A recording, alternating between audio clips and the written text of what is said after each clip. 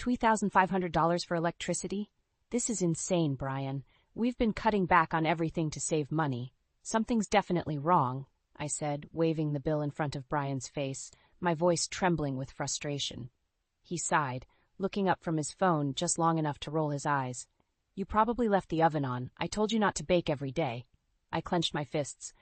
No, I make sure everything's turned off. There's something bigger going on here. I glanced out the kitchen window toward the old tool shed. It had been years since anyone had used it for anything but storage. Brian stood up, lazily stretching his arms. You're overreacting, Liv. It's just a bill. Just a bill? I snapped. We're wasting money we don't have, Brian. We need to figure this out. He shrugged and walked toward the living room, where the TV was blasting some reality show I never liked. I'll look into it tomorrow. Anger boiled inside me as I glared at him. Tomorrow? This can't wait. We need to check now. Brian flopped onto the couch, flipping channels without a care. Fine. I'll look at the breaker box later tonight, okay? Later. It was always later with him. I stormed out the back door and towards the tool shed, flashlight in hand. The chilly Ohio evening did nothing to cool my temper. Once at the shed, I jiggled the rusty lock open and scanned the interior. Cobwebs hung from the rafters, untouched tools littered the workbench, and the faint hum of electricity caught my ear. I followed the sound, shining the flashlight into dark corners until I found a run of wires leading from the exterior wall. My heart pounded as I traced the wiring back outside. I needed answers, not more questions. By the time I got back inside, Brian was asleep on the couch, typical. I grabbed my coat and headed out to the breaker box next to the house. The wiring setup looked standard at first glance, but something was off. Closer inspection revealed a secondary line trailing from it, leading underground towards the tool shed. Brian, I hollered, but he didn't stir. Typical again. Frustrated, I stomped back inside and grabbed him by the arm. Come with me, now. What's your problem, Liv? He mumbled, rubbing his eyes. I dragged him outside, pointing at the wiring. Explain this. He stared at it, silent. I don't know. Maybe it's been like that forever. No, Brian, this isn't normal. I want to know what's going on in that tool shed. We trudged back to the shed in silence, the moonlight our only guide. With the flashlight scanning every nook, I felt like a detective on a crime scene. When we reached the shed, I flicked the lights on, and Brian looked genuinely bewildered. Come on, Liv, let's go back inside. We'll call an electrician tomorrow. Brian, stop delaying. We need to figure this out. I insisted, reaching for the plug that connected the tool shed to the main house. As I yanked it out, a sudden uproar of voices spilled into the quiet night. It wasn't just the hum of electricity, it was the TV inside the tool shed. We both froze. Brian's jaw tightened, and I could see panic flickering in his eyes. You've been watching TV in here? While we can't even afford our bills? I was beyond furious. But before Brian could answer, the shed door burst open, and there stood Paula, Brian's mother, her eyes wide with surprise. She marched past us, muttering something about her favorite show. Mom, what are you doing here? Brian asked, bewilderedly. Paula glanced back in a hurry to return to her program. Just catching up on my soaps. What's it to you? As she disappeared back into the shed, Brian avoided my gaze, shuffling his feet in the dirt. Brian, this bill isn't from some oven I left on. It's from your mother hiding out in the shed and watching TV every night. This isn't just carelessness. It's deceit, I said, shaking with anger. For the first time, Brian looked genuinely cornered, and in that moment I knew this was only the beginning. The next morning, the tension in the house was thick enough to cut with a knife. I found Brian in the kitchen, sipping his coffee and staring out the window. His silence was almost worse than the arguments. Brian, we need to talk about this, I said, my voice firm. He looked at me, his eyes tired and distant. What more is there to say, Liv? Mom's been watching TV in the shed. Big deal. I slammed my hand on the counter. It's a huge deal! We're struggling with bills because of this. You knew and didn't say anything. He sighed heavily. I didn't think it was such a problem. She's lonely since Dad passed.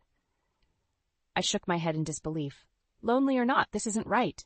We need to discuss how to handle this situation. At that moment, Paula waltzed into the kitchen, her usual brisk self. Good morning, you two.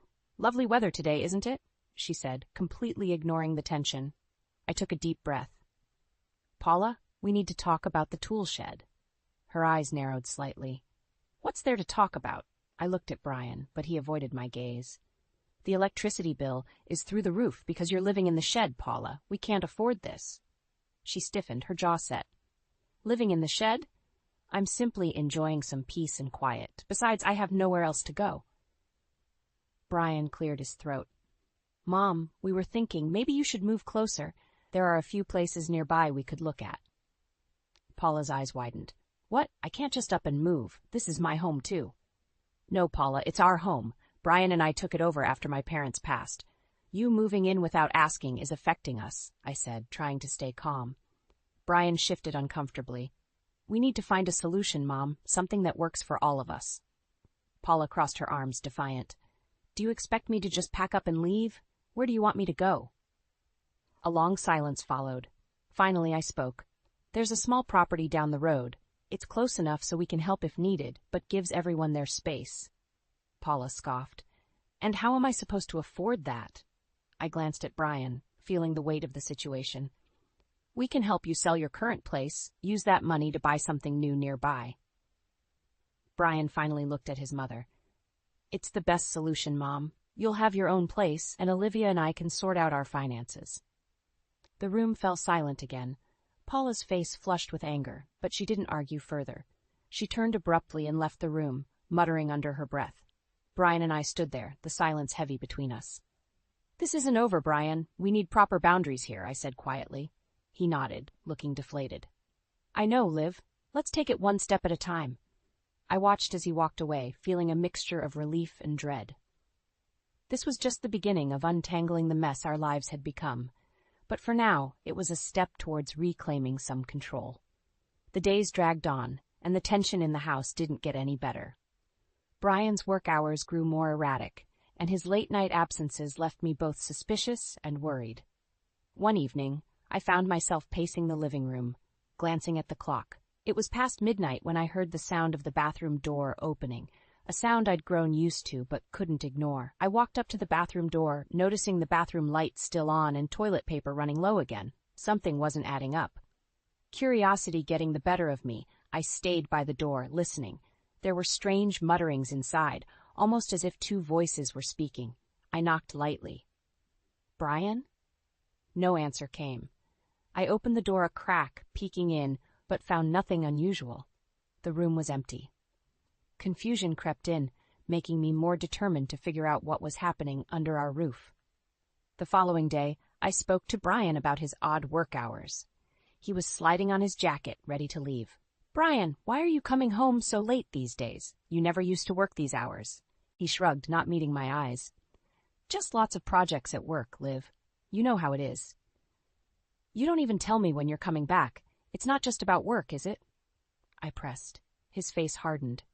You're being paranoid, Liv. I've got enough on my plate without you grilling me. Anger and hurt flashed through me. Paranoid? Do you think I haven't noticed the extra toilet paper being used? Someone is here when you're not, Brian. He turned away sharply. You're imagining things. Let's just drop it, okay? Later that night, I waited again, catching the same mysterious use of the bathroom. Determined to get to the bottom of it, I stayed up, pretending to sleep. At 2 a.m. I heard it, the distant, muffled sounds of conversation. Slowly, I crept out of bed and followed the noise towards the tool shed. Outside, a small glow of light peeked through the shed window. I approached quietly, peering in. There was Brian, not working, but lounging with his mother, Paula, Smiths, both engrossed in a late-night TV show. My heart sank as the pieces started to fit together. The next morning, I confronted Paula as she was making breakfast. Paula, we need to talk about what's going on in the tool shed at night. She looked at me, feigning innocence. What do you mean, dear? You and Brian. You spend late nights in there watching TV while he's supposed to be working. Our bills are soaring because of it, I said, my voice shaking with anger. Paula's eyes flashed with defiance. So what if we watch TV together? Brian needs a break from you constantly nagging him. Taken aback, I narrowed my eyes. This isn't just about TV, Paula. It's about you two lying and sneaking around. She smirked, leaning closer. Maybe if you weren't so uptight, Olivia, Brian wouldn't need an escape. I stood my ground, feeling the fire ignite within me. This stops now. No more using the tool shed. No more secrets. We can't keep doing this. Paula's expression changed. turning cold. "We'll see about that," she said quietly, but it was enough to know this fight was far from over. The reality of Brian's betrayal and Paula's influence bore down on me. I wasn't paranoid. I was in the middle of a deceitful game, and now I was determined to take control. The next morning, I sat at the kitchen table with the dreaded electricity bill in front of me. My hands shook as I dialed the number for the power company. After a few minutes of back and forth, I managed to schedule an inspection for the following day. When the inspector arrived, he was a middle-aged man with a kind face. "Ma'am, I'm here to check on the high electricity usage you've reported," he said, tipping his hat. "Thank you for coming. I really appreciate it. I have no idea what's causing this," I replied, showing him the way to the toolshed. The inspector took out his tools and began examining the outside wall. After a few minutes, he frowned. "There's definitely something odd here. This wiring looks like it's been tampered with." My heart pounded. "What do you mean?" He pointed to a section of the wall where wires ran towards the toolshed. "These wires aren't standard. It looks like something's drawing a lot of power from your main supply." I watched as he continued his inspection, shining a flashlight into the dimly lit interior of the shed. "There's definitely some unusual activity here," he confirmed. I felt a surge of anger and frustration. "Can you help me disconnect it?" "Of course, ma'am, I'll get this taken care of right away," he responded, rolling up his sleeves. Within an hour, the unauthorized wiring was removed, and the shed fell silent, finally disconnected from our power. I thanked the inspector, who reassured me that the situation would be rectified in our next bill cycle. That evening, Brian came home looking annoyed. "Why's the shed dark, Liv?" he asked, tossing his keys on the counter. I crossed my arms, staring him down. "Because I had the power disconnected. The inspector found suspicious wiring." His eyes flashed with anger.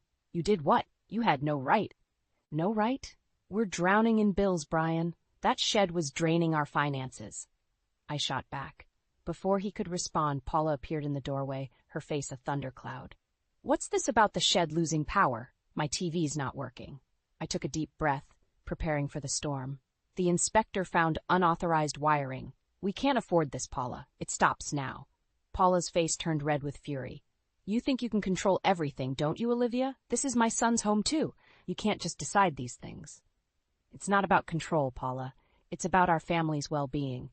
If you won't respect that, I'll take steps to make sure it's enforced," I replied, my voice unwavering. Brian stepped in, raising his hands. "Everyone just calm down, all right? We'll figure this out." But Paula wasn't having it. She turned to Brian, eyes blazing. "Your wife is ruining everything, Brian. You need to put your foot down." "Mom, I've already told you we need to reduce our expenses," Brian said, but his voice lacked conviction. "You're just as much a part of this household," she hissed at me, ignoring her son's half-hearted protest. "I am, Paula, which is why this can't continue," I responded, my patience wearing thin. Paula scowled. "This isn't over, Olivia. Not by a long shot." As she stormed out of the room, I felt a mix of relief and dread. I had won this battle, but the war was far from over. And now, deep down, I knew the next steps would be the hardest. The following days were cold and silent. Brian avoided me more than usual, and Paula hardly left her room.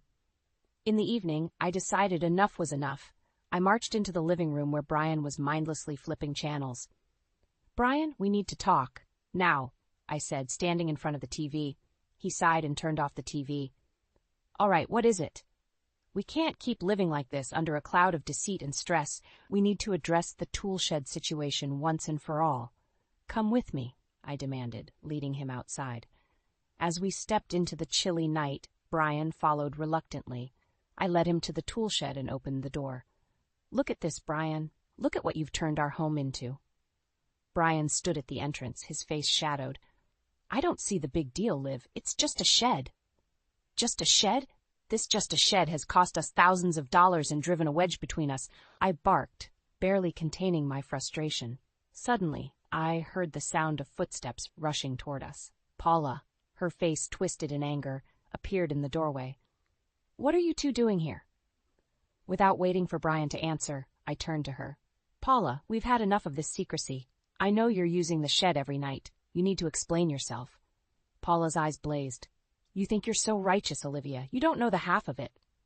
Brian stepped back, looking trapped between us. Mom, just tell her the truth. Paula sneered. Fine. I've been staying in the shed because Brian promised me I could. He knew how much I missed my own space after your father's death, Olivia. I turned to Brian, my voice ice cold. Is this true, Brian? You knew about this from the start? He hesitated before nodding. I didn't think it'd become such an issue. I felt a surge of betrayal. We've been drowning in bills while you two play house out here. This isn't just about space, Paula. It's about respect, decency, and honesty. Paula took a step closer, her voice low and menacing. Don't preach to me about honesty, Olivia. You've always tried to control everything, making Brian's life a living hell. I'm the one who keeps him sane. My anger flared. Sane? Lies and deceit are what you consider sanity? Without warning, Paula grabbed the unplugged power cord and shoved it toward me. You want honesty? How about you admit you've been driving a wedge between my son and me ever since we moved in? Brian finally spoke, his voice broken. Mom, that's enough. Olivia's right. We need to stop this. What's been happening isn't fair to anyone. Paula looked horrified, as if she couldn't believe her son was siding against her. How dare you, Brian? After everything I've sacrificed for you? Without even looking back, I turned and walked out of the shed. Their voices faded as my feet hit the gravel pathway back to the house. I stormed inside and collapsed on the couch, trembling with the weight of everything. Minutes later, Brian entered, his face pale. Liv, I'm sorry. I looked up at him, my eyes cold. Sorry isn't enough, Brian. This has gone on too long. I need you to make a choice. Either we fix this mess together, or I fix it alone. He swallowed hard, the decision heavy in the air. We'll fix it together, he finally said, but trust wouldn't be easily rebuilt. That night, while the house finally fell silent, I knew this was more than just a strained marriage. It was a battle for control, honesty, and survival, and I wasn't done fighting yet. The house was eerily quiet the next morning. Paula had retreated to her room, and Brian sat at the kitchen table, staring blankly at his coffee. I knew it was time to take matters into my own hands. I started searching the house, room by room, for any equipment or clues that hinted at further deceit. It wasn't long before I found a small, hidden camera tucked behind a picture frame in the living room.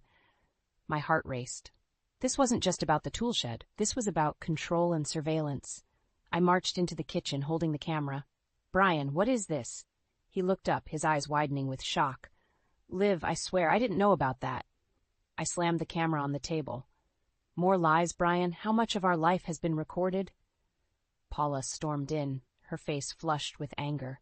I did that. I needed to keep an eye on things while you were busy being judgmental and controlling. I turned to her, fury in every word. Surveillance in my own home? How dare you?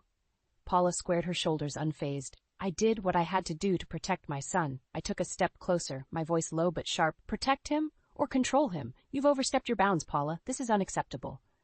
Brian stood up, trying to mediate. Mom, this has gone too far. Olivia's right. You can't spy on us. Paula looked at Brian, betrayal in her eyes. After everything, you're turning against me? Brian's voice wavered. Mom, stop. This isn't helping anyone. We need to stop the lies and deception. It's tearing everything apart. Paula's eyes narrowed. You think you're better off without me? Do you really believe this woman cares about you? I took a deep breath, trying to stay calm. Brian is my husband, Paula. I care about him more than you know. But this isn't about care anymore. It's about trust, which you've destroyed. The room was thick with tension. Brian took a shaky breath. Mom, you should go. We need some space to fix things. Paula's face turned crimson.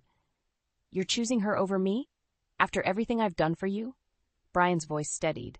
I'm choosing to save my marriage, Mom. You need to leave. Paula's eyes blazed with hatred as she looked at me. This isn't over, Olivia. You will regret this.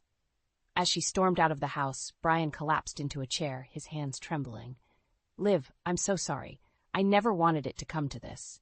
I sat across from him, feeling a mixture of relief and sorrow.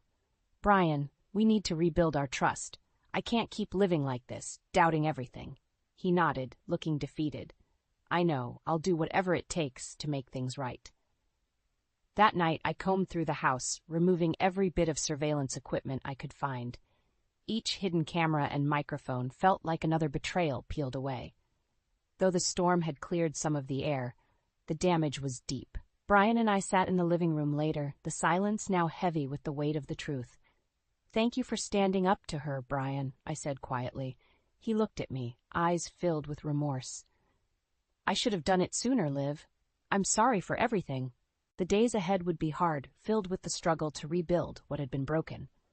But for now, the house was ours again, without the shadow of deceit looming over us. We had a long way to go, but the first step had been taken. Together, we would face whatever came next. A week later, Paula stood on our porch, eyes red from crying. It was strange seeing her so vulnerable. "May I come in?" she asked, her voice shaky. I hesitated but nodded. "Fine, but this has to be a constructive conversation, Paula." We sat at the kitchen table, the same table where countless arguments had erupted.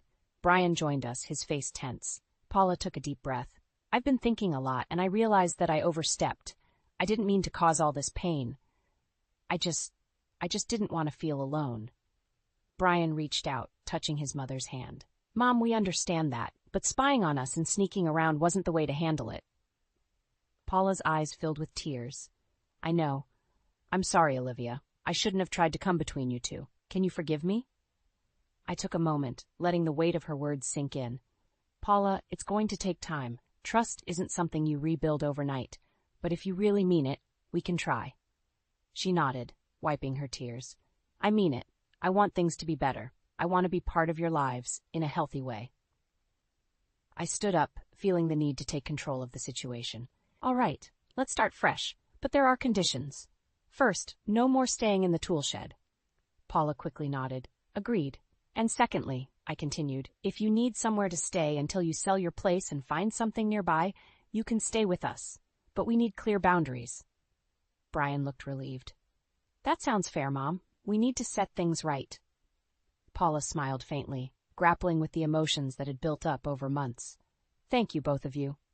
Days turned into weeks, and the house felt more like a home. Paula was staying in the guest room temporarily, and our communication had improved, but the scars of betrayal were still healing. One evening, as we were having dinner, Paula spoke up. "I found a small place not too far from here. It's perfect for me. I'll be moving in next week." Brian and I looked at each other, a weight lifting from our shoulders. "That's great news, Mom," Brian said, his voice filled with genuine relief. Paula nodded, looking more at peace than I had ever seen her. "I hope this helps us move forward. I want to be a positive part of your lives." Later that night, Brian and I sat on the porch, watching the stars. "Liv, thank you for giving her another chance," he said quietly. I leaned against him. "It's not just about her, Brian. It's about us, too. We need to be strong together." He hugged me tightly. "We will be. From now on, things will be different." The process of healing wasn't easy. There were still moments of distrust and lingering resentments, but we were making progress. We talked more openly, shared our worries, and sought to understand each other's perspectives. As the weeks went by, Paula's new place became a sanctuary for her, and our home slowly regained its sense of safety and love. The drama that had overshadowed us so long began to fade, replaced by a newfound respect and understanding. Paula was still part of our lives, but with boundaries that respected everyone's space and needs. The house was filled with laughter and joy again, and we finally felt like a family on the mend, ready to face whatever came our way.